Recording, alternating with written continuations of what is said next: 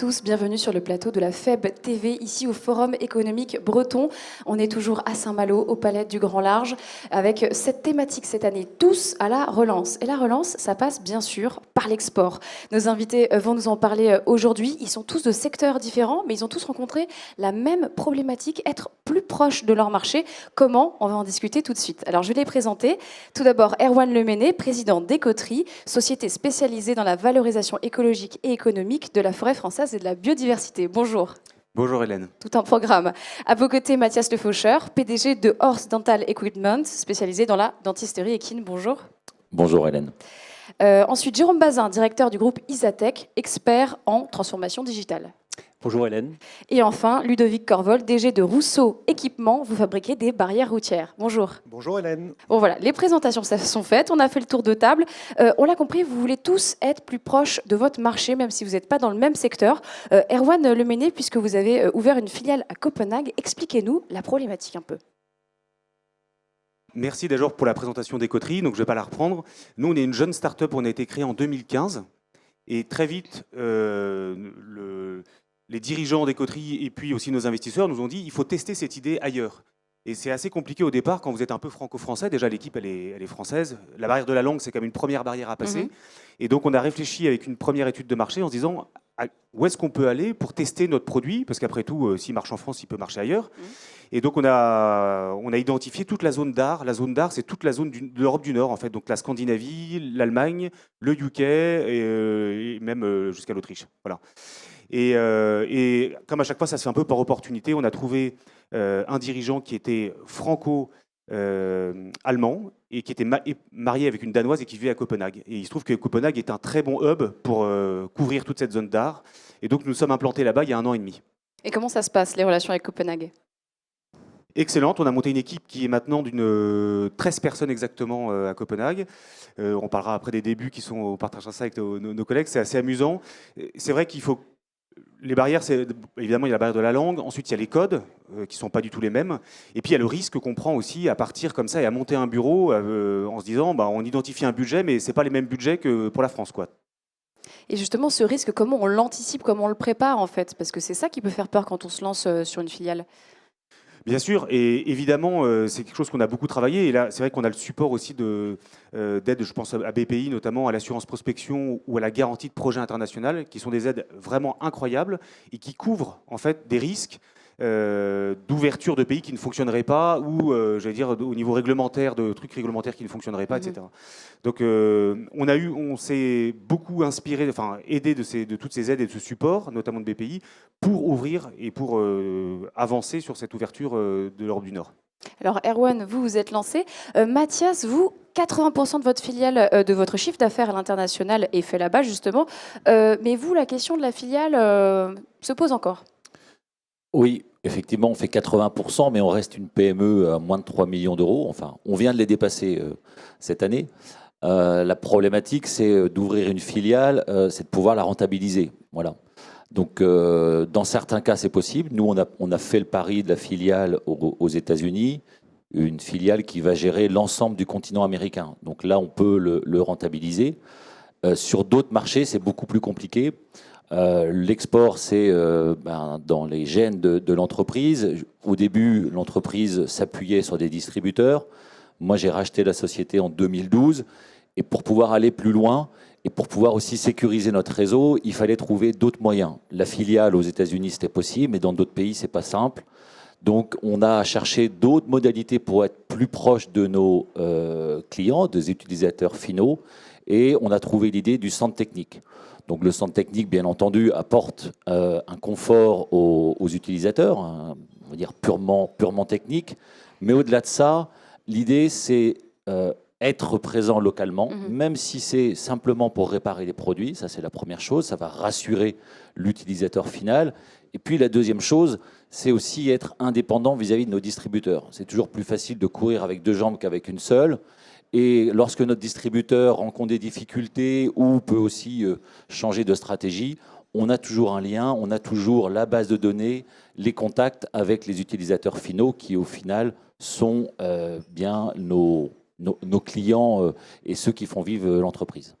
Et vous, ce que vous me disiez en préparant cette émission, et c'est assez intéressant, c'est que la crise sanitaire, le contexte qu'on a connu, ça, en fait, vous a aidé à un peu abaisser ces frontières, les barrières. Oui, puisque dans notre business model, un des moyens de vendre les produits, au-delà des distributeurs, c'est de participer à des congrès. Comme dans la médecine humaine, il y a des congrès vétérinaires où ils viennent se former. Et on organisait aussi des formations pour toujours améliorer la pratique de la dentisterie équine par les vétérinaires. Le Covid est arrivé en janvier, on a commencé à sentir. En mars, on a eu notre dernier congrès. Et puis après, plus rien. Donc là, il a fallu se réinventer et toujours garder une proximité vis-à-vis des vétérinaires. Donc on a gardé cette idée de former, mais former à distance via des webinaires. Et au final, on a organisé en 12 mois une vingtaine de webinaires avec des intervenants d'Australie, des États-Unis, d'Europe.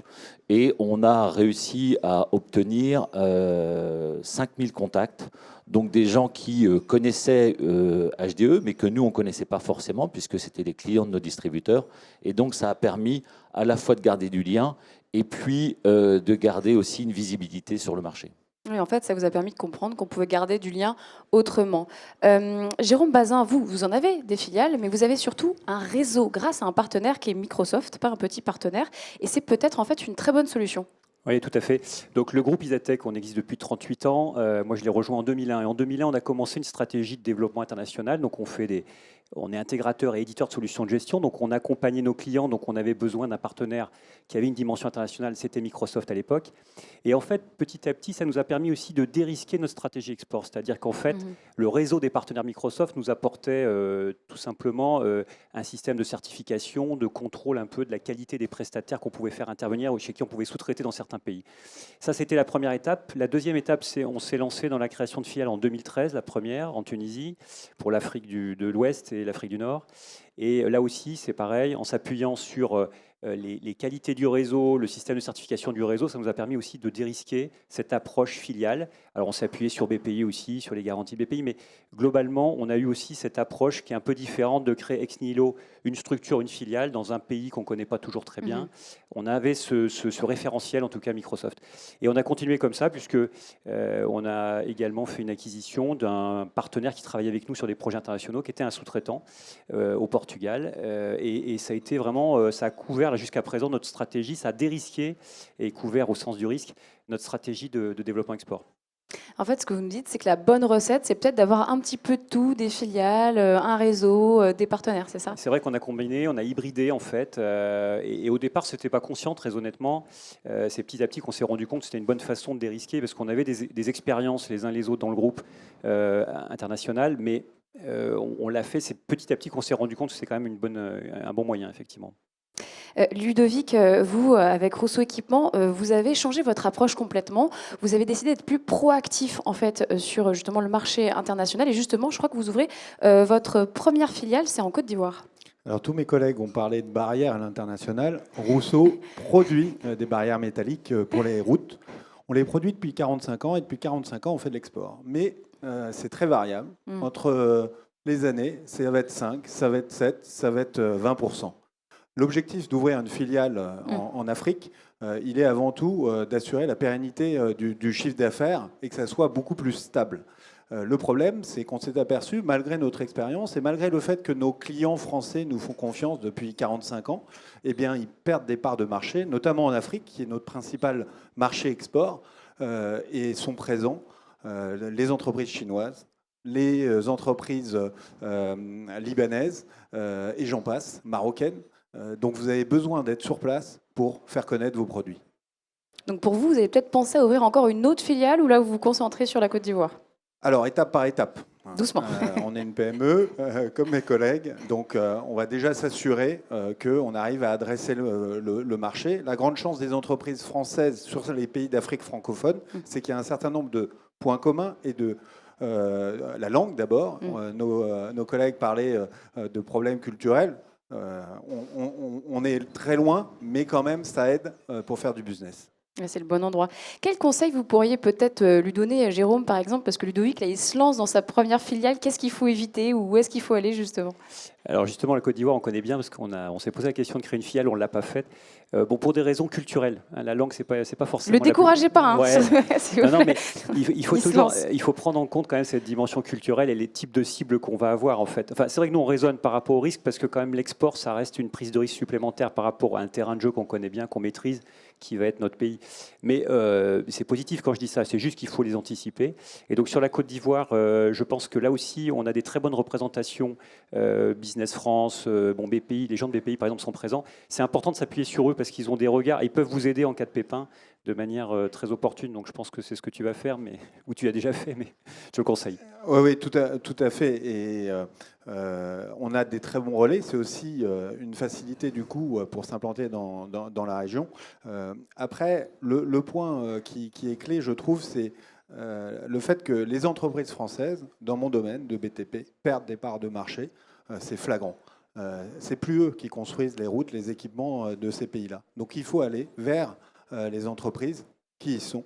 Et ce sont principalement les Chinois dans cette région. Mathias, je vois que vous voulez réagir.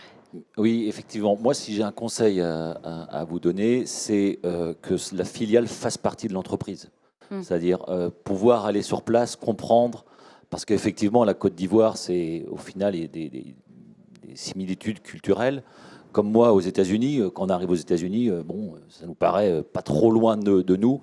Et en fait, si on n'est pas sur place, on n'arrive pas à comprendre les choses. Et je sais que moi, aux États-Unis, au début, j'y allais une fois tous les 2 mois. J'y ai passé beaucoup de temps, mais ça permet de comprendre. Et l'idée aussi, c'est que les collaborateurs de l'entreprise aillent là-bas aussi pour vraiment que tout le monde se sente investi par la filiale. Parce que la filiale, effectivement, c'est une source de développement, ça peut être aussi une source de perte. Donc il faut vraiment que ce soit un projet commun. Donc si je peux me permettre, ce serait le conseil que je vous donnerais. Erwan. Et je rajouterais juste que la réciproque est vraie, c'est-à-dire que c'est aussi important que les gens de la filiale viennent en France, comprennent les problématiques françaises. Et souvent, c'est au début, c'est l'entreprise française qui va financer l'ouverture là-bas. Et donc, c'est important aussi qu'ils comprennent le raisonnement des Français, voilà, et notamment des organes de gouvernance. L'export, c'est vraiment dans l'ADN des entreprises bretonnes, j'ai envie de dire. Mais si vous aviez chacun un conseil, un mot à donner peut-être à ceux qui nous écoutent et qui sont encore un petit peu récalcitrants pour se lancer, qu'est-ce que ce serait, Erwan? Alors effectivement, c'est une très bonne question. Je voulais juste rebondir aussi pour le coup, parce que tu l'as évoqué tout à l'heure sur la partie la crise du Covid-19 là.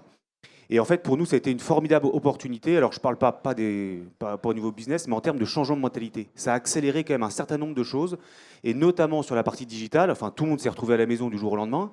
Et donc, en fait, des contacts qu'on n'avait pas avant, parce que, en fait, appeler quelqu'un qui parle suédois, bah, forcément, c'est pas la première chose qu'on fait le matin.